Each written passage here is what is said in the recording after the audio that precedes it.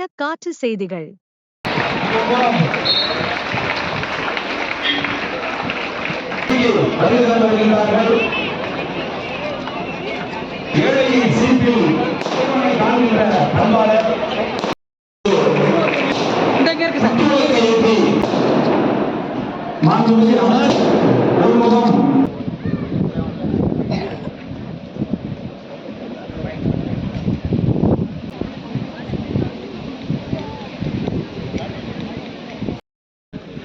என்னுடைய காலை வணக்கம்.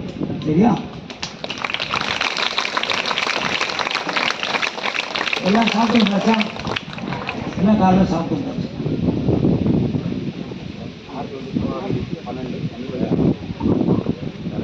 நீங்கள் 6லேருந்து 12 வரைக்கும் இருக்கு. நம்ம ஹையர் செகண்டரி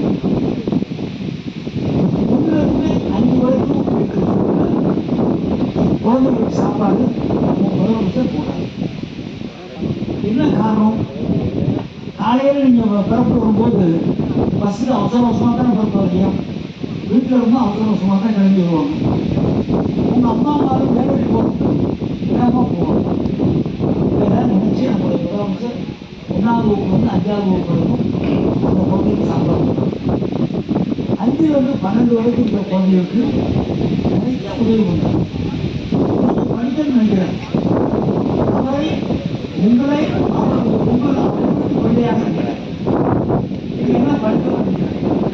குறிப்பாக பெண் குழந்தையை படிக்க நினைக்கிறேன். பெண் குழந்தையாக படித்து வந்தாக்கா ஒரு பெண் படித்தால் அந்த குடும்பத்தை பரிச்சயமாக இருக்கும். இப்போ நம்ம பெரிய ஆளாகும், கல்யாணம் பண்ணுறோம், நம்ம குழந்தை வச்சுருவோம். நீங்கள் படிச்சிருந்தா உங்கள் குழந்தைகளுக்கு நீங்களே டென்ஷன் இருக்கலாம். நீங்களே பள்ளி கொடுத்து போயிட்டு சொல்லிக் கொடுக்கலாம். ஒன்றும் தெரியாமல் இருந்தால் வச்சுக்குவோம். நம்ம குழந்தைகளுக்கு ஒன்றும் தெரியாது, நமக்கு ஒன்றும் தெரியும். இதையெல்லாம் நம்முடைய முதலமைச்சர் அவர்கள் எல்லா பெண் குழந்தையும் படிக்க வேண்டும்.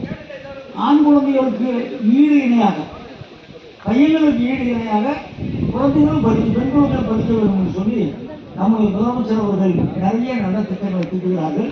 அந்த அடிப்படையில் தான் இன்றைக்கு 6 வகுப்பறைகள், புது கட்டணத்தில் 6 வகுப்பறைகள் இன்றைக்கு நம்முடைய மாவட்டத்தில் 19 இடத்துல இளமாரி தரம் வரை. நான் 50 வருஷம் உங்களோட நீங்கள்லாம் எனக்கு தெரியதான் பிறந்திருக்கேன். என் பேச்சு வயசு கம்மி பண்ணீங்க. நீங்கள்லாம் பார்த்தீங்கன்னா என் பேச்சில் கல்யாணம் பண்ணி போயிட்டா, அவள் குழந்தை வந்துருச்சு. நீங்கள்லாம் அனுப்பிக்கல. எங்கள் வீட்டு பிள்ளை நீங்களாம். உங்கள் அம்மா மாதிரிலாம் என்னுடைய சகோதரி, என்னுடைய குழந்தைகள். ஆனால் நம்ம அத்தனை பேரும் பார்த்தீங்கன்னா 50 வருஷமும் ஒரு பாண்டிகமாக ஒரு குடும்ப பாங்க நம்ம இருக்கோம். அந்த உரிமையோடு உங்களை படிக்க வைக்க வேண்டிய ஒரு கடமை என்பதை சொல்லி நீங்கள் எல்லோரும் நன்றாக படிக்க வேண்டும் என்று மனப்பூர்வமாக வாழ்த்தி நன்றியோடு அமர்ந்து